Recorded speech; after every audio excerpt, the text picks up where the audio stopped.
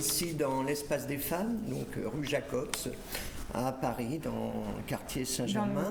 Merci encore une fois de plus pour l'accueil. Ce n'est pas la première fois, c'est déjà la deuxième, mais on espère qu'elle sera suivie d'autres fois, parce que le lieu est un petit peu magique. Merci de votre accueil encore. Chère Chantal Montellier, chers amis de l'association Artemisia, je veux vous dire que nous sommes très heureuses d'accueillir une nouvelle fois la proclamation du prix de la bande dessinée féminine.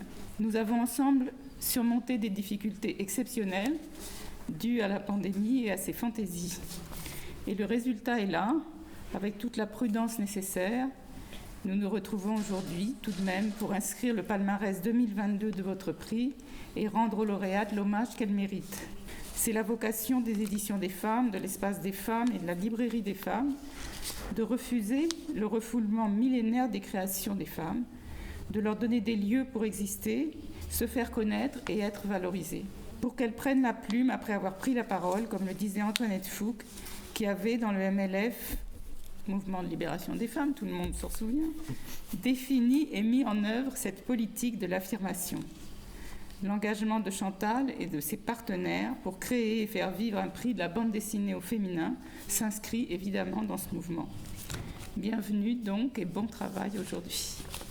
Bon, Chantal Montellier, ça vient d'où Artemisia ? Ça vient d'Artemisia Gentileschi d'abord, qui est vraiment, un personnage de femme, un archétype. C'est-à-dire ce qui est arrivé à Artemisia dans sa vie d'artiste, de femme et de peintre.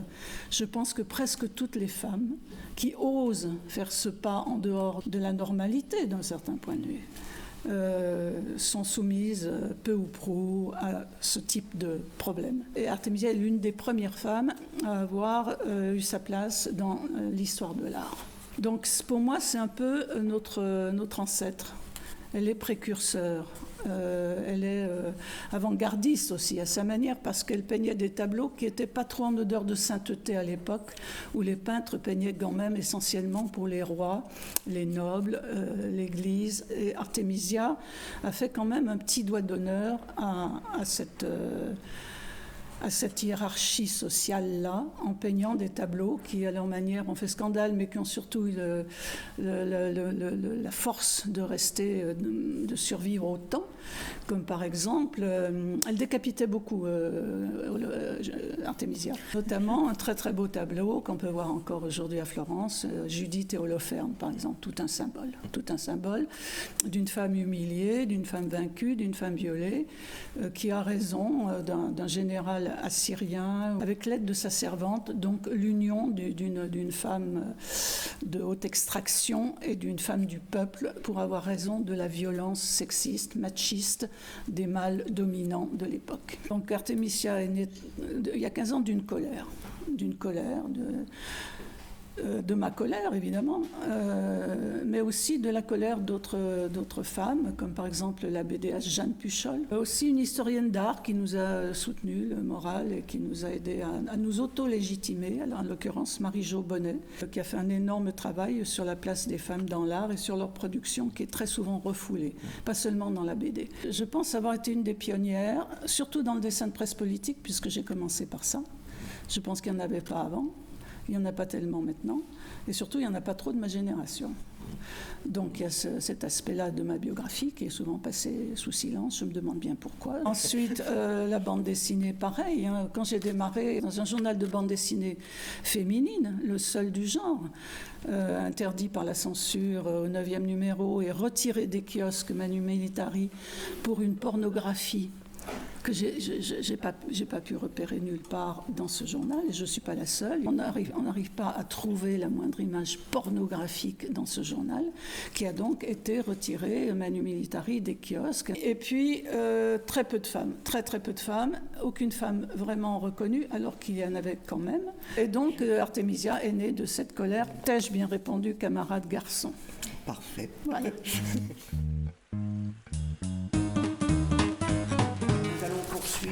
Avec le magnifique Nelly Bly dans l'antre de la folie de Virginie Aulagnier, et Carole Morel.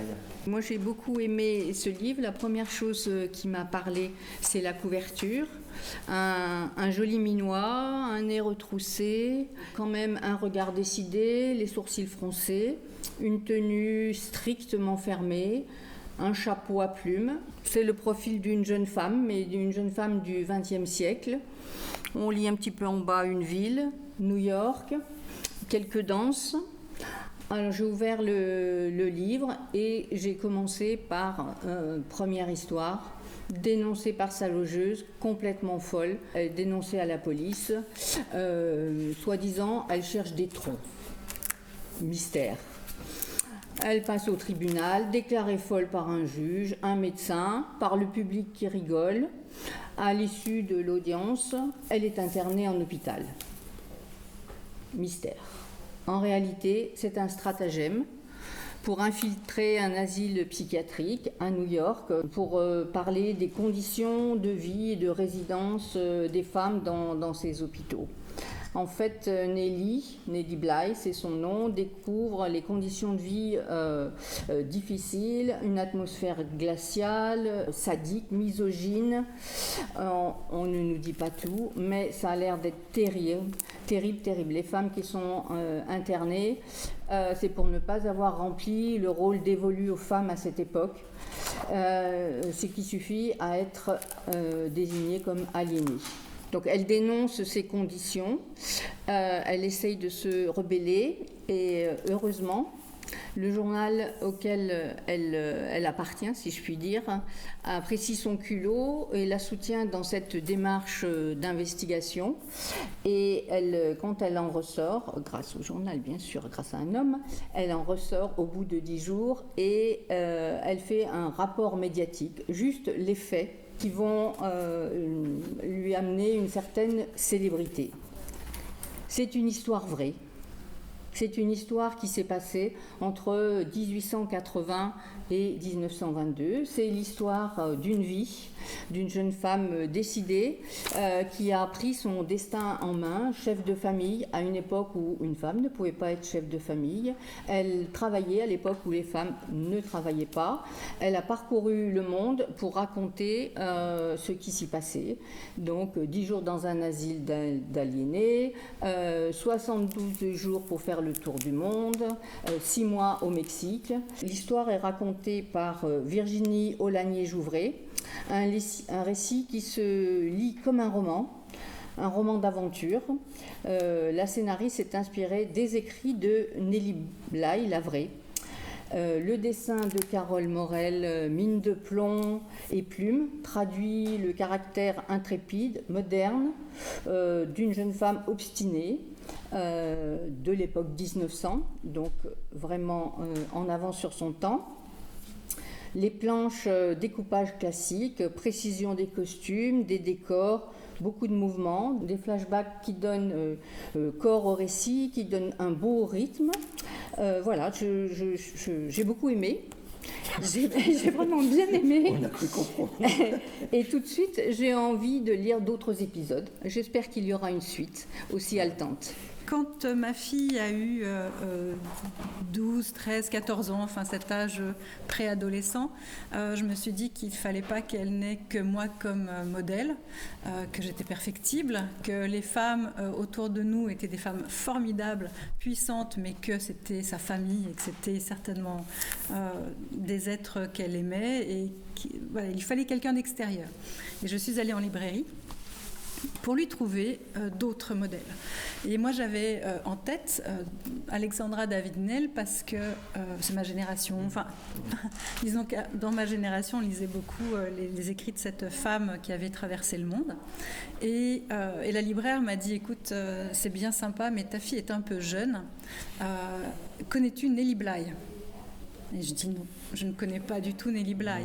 Et on est repartis toutes les deux avec ma fille, avec le tour du monde en 72 jours, bien sûr, puisque c'était quelque chose qui avait à voir avec l'aventure, avec son séjour au Mexique, ces 6 mois passés au Mexique, qui n'ont pas été tout à fait 6 mois d'ailleurs, parce qu'elle a été chassée par la police mexicaine, et évidemment les 10 jours dans un asile. Alors l'amie libraire a été très claire, elle m'a dit les 10 jours dans un asile, tu patienteras. Ta fille les lira plus tard. Voilà, mais toi, lis-les. Et donc j'ai lu les 10 jours dans un asile. Et des années après, Aurélien Ducoudray, qui est le directeur artistique de la collection Karma chez Glénat, m'appelle et me dit « Connais-tu Nelly Bly ?» Je dis « Oui », il me fait « Ah, super !» Donc comme ça, je n'ai pas besoin de t'expliquer. Est-ce que tu as lu les 10 jours dans un asile? Je dis évidemment, j'ai lu les 10 jours dans un asile. Il me fait écoute, c'est parfait.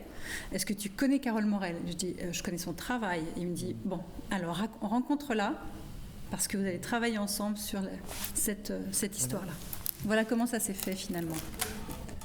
Et c'était un moment absolument formidable avec Carole. Un grand merci à l'association Artemisia de nous décerner ce prix dans cette catégorie-là.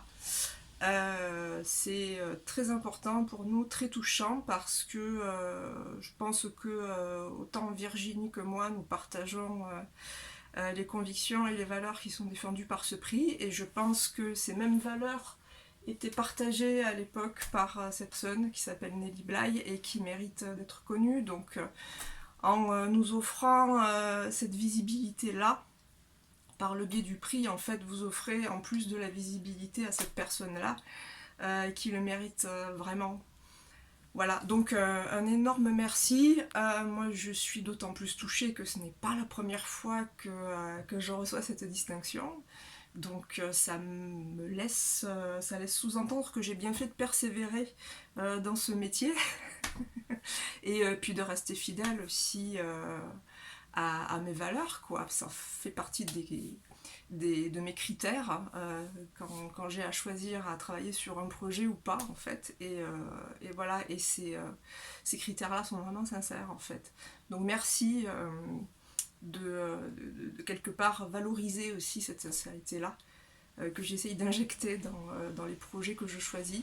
Je voudrais adresser aussi un remerciement à Virginie, pas que pour s'être déplacée ce soir, mais de m'avoir accompagnée sur ce projet, de lui avoir donné naissance aussi, puis de lui avoir donné une âme un peu particulière aussi, parce que le challenge n'était pas si facile que ça. On a quand même affaire à une personnalité très affirmée, et l'idée était de s'approprier le récit, mais tout en prenant des libertés et en même temps sans trahir le témoignage d'origine. Donc je pense que Virginie a réussi ce pari-là, qui était d'injecter un petit peu notre point de vue et puis un engagement, chose que j'ai essayé de faire aussi à mon niveau, mon humble niveau. Un grand merci aux éditions Glénat, et puis deux hommes, parce qu'il faut aussi quand même remercier les hommes des fois, Olivier Jalabert et Aurélien Ducoudray, qui ont su accompagner aussi ce projet comme il le méritait, quoi. Donc voilà, encore un énorme merci à toute l'équipe d'Artemisia, au jury, de nous offrir cette distinction qui nous touche énormément, je le redis. Et qui me donne envie à nouveau de persévérer, donc de poursuivre ma quête sur d'autres projets, sur cette même lancée. Voilà, je vous embrasse tous, je vous fais d'énormes bises non covidées, et encore une bonne soirée à toutes et à tous. Au revoir. Donc on va poursuivre la remise des prix Artemisia avec un choc graphique véritablement. Un ouvrage qui est paru aux éditions Sarbacane, qui s'appelle René.e, on est en écriture inclusive, comme on dit, au bois dormant, d'Hélène Husdin. Donc c'est paru chez Sarbacane, et qui a le prix Révélation graphique. Quand je dis bien Révélation graphique, c'est un ouvrage, lorsqu'on nous l'a fait parvenir, tous les membres du jury ont dit mais c'est quoi un peu cet ovni, quoi. Déjà la couverture était absolument magnifique, mais les couvertures magnifiques dans la bande dessinée, il y en a des dizaines. Il faut aller souvent un petit peu plus loin, parfois on est très déçu, et parfois on tombe sous le charme de planches comme ça, j'en prends deux au hasard, et c'est assez étonnant. Alors, que raconte ce fameux René au bois dormant? René perd connaissance, C'est un petit garçon, René. Perd connaissance et s'enfonce dans des mondes fantasmagoriques, peuplés de créatures tantôt terrifiantes, tantôt bienveillantes. Sorcières cannibales en souffrance, ogres mangeurs de lumière, géants au cœur simple, comme Alice au pays des merveilles, en gros. Sauf que René, lui aussi cherche son lapin, son doudou en peluche, mystérieusement disparu. Sa quête mène le petit garçon dans cet univers étrange où il questionne ses origines, lui qui ne se sent bien nulle part, en particulier avec sa mère. Sa mère d'ailleurs qui ne lui ressemble pas. Et là ça va être une des clés de cet ouvrage, pas la seule. Au gré des rencontres, René se métamorphose, devient René.e, donc ce rêve en jeune fille, fleur, chatte, arbre, et revisite les mythes fondateurs des Premières Nations. Mais où s'arrête le rêve ? Point d'interrogation. Dans René au bois dormant, son premier album de bande dessinée, alors on est absolument, moi je suis époustouflé. Les albums, on est tous dans le jury Artemisia, quand même de grandes lectrices et de grands lecteurs, et c'est rare qu'un premier ouvrage nous touche autant. Voilà, je m'adresse notamment à Chantal qui est en face. C'est vraiment le genre d'ouvrage quand on le reçoit, on se dit mais elle a combien de métiers ? On pense évidemment un petit peu à Matouti, on pense à d'autres auteurs. Et puis on pense à rien parce qu'on se laisse complètement porter par la lecture. Dans René au bois dormant, son premier album de bande dessinée, l'illustratrice et photographe Hélène Usdin interroge le sort des enfants des peuples autochtones enlevés à leur famille au Canada dans les années 1960. Et c'est là c'est une deuxième clé de lecture. On apprend qu'effectivement, ça n'a pas toujours été le côté un petit peu idyllique qu'on pourrait rêver du Canada. Elle le fait de façon onirique et engagée, traitant ainsi du thème du genre, thème aujourd'hui évidemment très présent, avec un graphisme riche, puissant, très coloré, c'est ce que je vous disais. Hélène réussit à capter l'attention des lecteurs et lectrices, bien entendu, les emporte, les subjugue. Il convient de lâcher prise. Un livre ambitieux, ça s'appelle. Et moi, je vous incite à vous laisser porter, c'est-à-dire vous prenez l'ouvrage. Moi, je l'ai relu, pour un petit peu en parler aujourd'hui, je l'ai relu hier. J'ai passé encore 2 heures à 3 heures à rêver sur certaines images. On se laisse emporter. Des fois, l'histoire nous échappe un peu, mais quand je dis il faut lâcher prise, il y a des ouvrages où il faut lâcher prise. Là, René au bois dormant d'Hélène Usdin chez Sarbacane. Voilà, merci. Bonjour, c'est Hélène Usdin. Je voulais remercier chaleureusement les membres du jury du prix Artemisia qui ont sélectionné cette année René au bois dormant dans la catégorie Révélation graphique 2022. C'est un grand honneur pour moi de faire partie de cette sélection qui donne une place privilégiée à la voix féminine dans la bande dessinée. Je considère que cette place devrait être de plus en plus importante pour couvrir un peu les voix multiples de ces autrices qui nous offrent des œuvres singulières. Personnellement, enfant, j'ai été bercée par Claire Bretécher, puis jeune adulte par Julie Doucet, plus tard par Marjane Satrapi, et aujourd'hui les voix féminines, les voix des autrices prennent de plus en plus de place et je m'en réjouis, et je me réjouis également de faire partie de cette sélection du prix Artemisia qui est pour toutes ces raisons un magnifique prix. Merci beaucoup.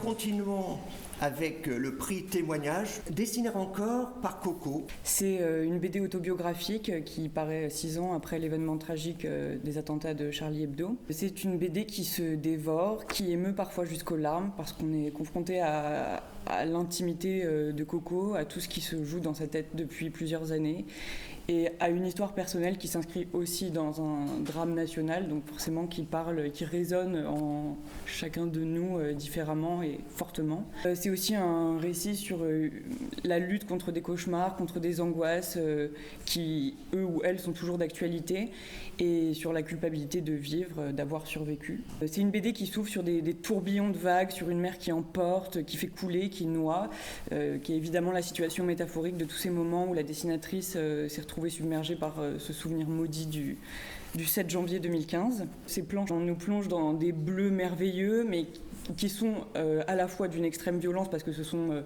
ces moments où Coco s'enfonce dans des profondeurs maritimes, et en même temps, je crois que ce sont aussi des bleus qui sont très lumineux et qui viennent manifester l'espoir et la vie. Dans cet album, ce qui est beau, le beau, ne réside pas seulement dans le trait ou dans les effets d'aquarelle, mais aussi dans le rire. Et l'humour survit au tragique, l'humour peut côtoyer l'horreur, être noir, mais l'humour vit toujours. Et c'est sûrement le plus bel hommage que Coco a pu rendre au dessinateur assassiné qu'elle aimait. C'est aussi une BD qui est l'occasion de revenir sur tous les discours politiques particulièrement malvenus qu'on a pu entendre avant et après les attentats de Charlie. Charlie, c'est provocateur, c'est gros con. Oui, mais. Et voilà, les oui, mais. Et qui nous rappelle que la caricature est décidément, elle, la bienvenue et qu'elle vaincra. Et puis, pour finir, j'aimerais dire qu'avec ce livre, Coco fait survivre quand même l'âme de Charlie, drôle et corrosive. C'est un combat et un témoignage qui sont aussi beaux que courageux et d'une puissance émotionnelle manifeste. Queenie. Moi, j'ai tout de suite pensé à Little Queenie de Chuck Berry. Voilà, moi j'ai une culture rock de base. Alors là, en le lisant, évidemment, je me suis rendu compte que j'avais affaire à autre chose en l'ouvrant. Et j'étais très surpris et j'ai découvert les grandes aventures de Queenie, la marraine de Harlem. Une histoire de gangster à la fin de la Prohibition à New York, mais surtout la vie étonnante d'une petite Martiniquaise devenue chef de gang dans ce Harlem mythique. C'est aussi l'histoire oubliée, comme d'habitude, d'une femme hors du commun. Le magnifique dessin noir et blanc extrêmement précis d'Elisabeth Colomba m'a fait penser un instant à celui du regretté Comès. Mais on est ailleurs. On n'est pas dans un truc introspectif ou intimiste. On est ailleurs. Et cette marraine de Harlem est une combattante pour sa liberté et celle de sa communauté dans une Amérique encore extrêmement raciste et où tous les moyens sont bons pour survivre et ne pas finir sur le trottoir. La petite Stéphanie est prévenue et elle dominera le trottoir. Au fil des pages, on découvre Harlem, ses leaders charismatiques, sa misère, ses fastes, sa loterie et ses espoirs. L'histoire, écrite par Aurélie Lévy et Elisabeth Colomba, nous emporte et on se demande à quelle page cette mafieuse va tomber face à une justice corrompue et aux autres mafieux qui règnent sur New York et qui veulent non pas une part du gâteau, mais tout le gâteau de la loterie. Et il y a quand même un happy end, un vrai happy end, car Stéphanie Sinclair, un vrai nom d'héroïne de roman, se tire du guêpier, se retire des affaires et passe le reste de sa vie autour d'une tasse de thé. Cet album est d'ores et déjà un storyboard extrêmement soigné, prêt pour un film à venir. Cette femme noire, oubliée comme tant d'autres noires et blanches de la grande histoire américaine, était vraiment au-dessus du panier de crabes des mafias. Merci pour ce polar historique et féministe. Voilà, je le partage surtout avec Elisabeth, c'est elle qui a eu l'idée de ce projet. Elle me manque beaucoup, elle est aux États-Unis en ce moment, et on a adoré collaborer ensemble sur ce projet, aux éditions Alcarrière. Donc, merci Pascal pour cette belle présentation. J'ai quand même envie de te tuer parce que tu as donné la fin du livre. Donc... Mais ça se termine bien. Voilà. Donc, je vais vous refaire le pitch pour que vous ayez quand même, comme si vous n'aviez rien entendu. En fait, c'est Elisabeth qui m'a parlé de ce projet. Elisabeth, c'est toute une histoire. C'est une de mes plus vieilles amies. C'est quelqu'un à qui je parlais encore hier pour lui raconter mes déboires amoureux et qui prenait le temps de m'écouter alors qu'elle était en train de peindre sa prochaine merveille. Elle est donc peintre figurative. Elle s'attache à exploiter la vie de femmes oubliées de l'histoire, de femmes noires oubliées de l'histoire, de personnages noirs oubliés de l'histoire et de la réintégrer dans l'art figuratif classique. Sa méthode est classique. Elle est aussi storyboardiste. Donc, comme tu l'as dit, Pascal, l'ouvrage est vraiment un storyboard. Il va d'ailleurs être adapté à Hollywood en série et interprété par une grande actrice hollywoodienne dont je ne peux pas donner le nom encore parce que j'ai quand même signé toute ma vie dans ce contrat de confidentialité.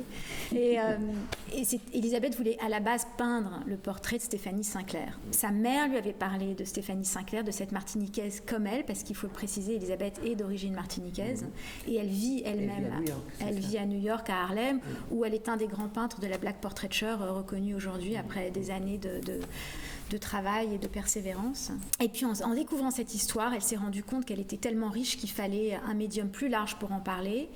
Le roman graphique s'y prêtait, elle a appelé sa vieille copine pour écrire avec elle, on a l'habitude d'écrire ensemble, c'est un livre qu'on a écrit en anglais et en français, je suis allée à Harlem la retrouver, on a écrit le scénario ensemble, et pour honorer ce personnage oublié de l'histoire, et pour sortir justement, alors à la différence de René, on est dans quelque chose qui mérite vraiment une réelle attention, un scénario très construit, très ficelé, à la Ocean's 11, trépidant, et avec... très dense au niveau du coupage. Même. Dense, voilà. Découpage, audacieux, et puis avec la satisfaction du petit truc à la fin qu'on n'avait pas vu venir. Donc on est dans quelque chose de très hollywoodien qui est notre école, puisque on s'est rencontrés toutes les deux à Hollywood quand on avait une vingtaine d'années. J'étais l'assistante de John Cusack, Elisabeth faisait des storyboards, c'est Leonardo DiCaprio qui l'a invité aux États-Unis pour faire les storyboards de Roméo et Juliette. C'est là-bas qu'on s'est rencontrés, qu'on a démarré notre carrière ensemble. Et on est tombés pile à un moment où justement les histoires de femmes intéressent. Et grâce à Chantal, eh bien, Le Monde a fait du chemin, puisque Le Monde a prépublié une page de notre BD toutes les semaines cet été. Donc on te doit finalement cette évolution, parce que tu vois, de ne pas en parler du tout, grâce à toi, nous, on a pu avoir une page toutes les semaines. Tu te rends compte ? Donc Le Monde a fait son chemin aussi, et je les en remercie, parce que ce sont les premiers... Le journal Le Monde sont les premiers... Voilà, Le Monde en général, mais le journal Le Monde sont les premiers à avoir vraiment démarré cette couverture médiatique qui nous a profondément touchés et qui a vraiment aidé à ce qu'on parle de cette histoire.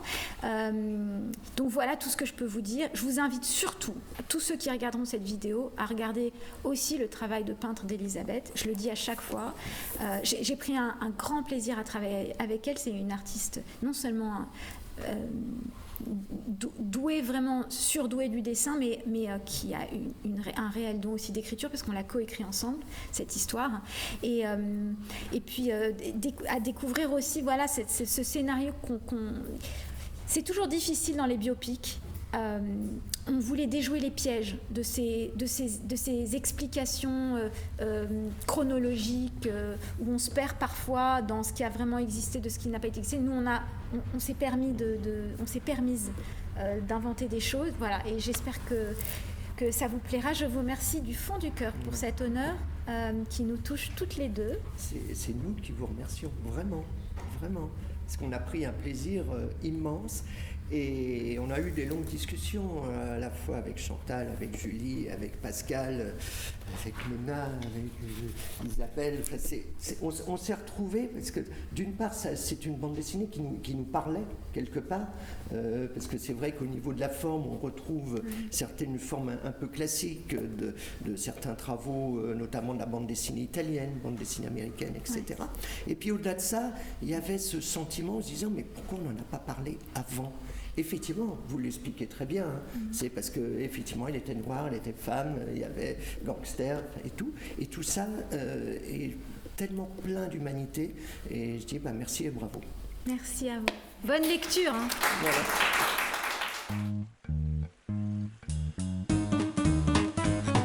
Ces genres d'ouvrages, tout à l'heure, je vous ai parlé effectivement de l'ouvrage d'Elève Usdin, effectivement René au Bois dormant. Là, j'avais tout de suite envie de lire l'ouvrage. Là, j'avoue que celui-ci, je l'ai eu sur la pile un moment en me disant, mais c'est rude, c'est très rude. On a effectivement un corps qui se délite, un dessin qui est assez proche du côté un petit peu underground et tout. Je commençais à le regarder, je suis un petit peu presque effrayé. Et puis il fallait pas, parce qu'une fois qu'on commence à plonger dedans, on est absolument subjugué par le travail effectivement d'Émile Val. Alors voilà ce que je raconte, hein, enfin, c'est surtout lisez l'ouvrage évidemment. Émile Val ne triche pas, ne se ménage pas. Pourquoi le ferait-elle d'ailleurs ? D'emblée, sa vie ressemble à un cauchemar, entre dépression existentielle, un viol, des relations sans lendemain, un séjour en hôpital psychiatrique, HP, noir c'est noir, une spirale continue d'angoisse avec ce sentiment perpétuel que l'on ne vaut rien, que son corps se délite. Derrière cette boule de douleur se cache en réalité une très grande sensibilité, un désir de traduire en images crues, sans concession, son quotidien avec, vacillante, une petite lumière au bout du tunnel. La grâce qui, dans les pages ultimes de l'ouvrage, transforme l'indicible en matière narrative, graphique, vivante. Un livre d'une force incroyable dont on ressort au départ sonné. Puis, comme Émile Valve, comme un boxeur sur le ring, avec une envie farouche de se relever. Cela sonnait comme une évidence, il nous fallait défendre ce livre spécial, d'où la mention, effectivement, prix spécial, à tout prix, à défendre son autrice, en saluant au passage son éditeur, ça et là, qui effectivement nous soutient depuis très longtemps et continue à faire des livres absolument formidables. Voilà, merci à vous. C'est un grand honneur. Comme vous le savez, La Grâce raconte mon histoire, celle d'une personne qui grandit avec des maladies mentales et qui, à la fin, les surmonte. Écrire à partir d'une expérience personnelle est toujours effrayant, car en faisant cela, vous invitez les gens à critiquer des aspects très intimes de votre personne. Mais je crois également que c'est une des manières les plus puissantes de raconter une histoire. Quand je travaillais sur La Grâce, mon but était d'atteindre les gens qui auraient pu vivre des expériences similaires et de leur offrir du soutien et une lueur d'espoir. J'espère que ce prix aidera le livre à faire cela. Je souhaite également la bienvenue à tous les nouveaux lecteurs qui n'ont pas été confrontés à des problèmes de santé mentale, mais qui auraient envie d'en savoir plus sur ce sujet. Merci.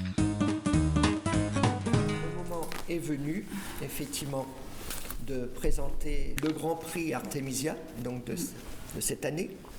Il y a beaucoup de livres, en général, pas seulement dans notre sélection, qui touchent à des questions de, à la folie, quoi. Appelons-les un chat un chat. Alors c'est une étiquette que je trouve extrêmement grossière, qu'on appose avec beaucoup trop de facilité sur, notamment, comme par hasard, la création féminine. C'est une forme de, à mes yeux, je ne dis pas que tout est impeccable dans la tête de chaque femme qui ose franchir le pas de la création. Il y a souvent une douleur, il y a souvent une souffrance, il y a souvent un besoin impératif, il y a souvent des problèmes affectifs, familiaux, donc qui n'en a pas. Alors ceci étant, on va parler de Gianna, très très beau livre, très fort, qui touche encore lui aussi à la question de la normalité. Je laisserai à d'autres, lecteurs et amateurs du 9e art, le soin d'apprécier le magnifique travail artistique, je le dis sincèrement, d'Ariana Melone, et je parlerai surtout du contenu auquel je suis particulièrement sensible et qui évoque beaucoup de choses pour moi et les femmes de ma génération. Elle n'est pas de ma génération, donc elle en a d'autant plus de mérite. Nous sommes en 1977, presque 10 ans après mai 68, dont les feux ne sont pas encore complètement éteints. Pourtant, on a fait ce qu'il fallait. On est en Italie, à Bologne, pendant les années que l'on a appelées de plomb. Années qui furent aussi des années d'effervescence, de création et de désir d'émancipation.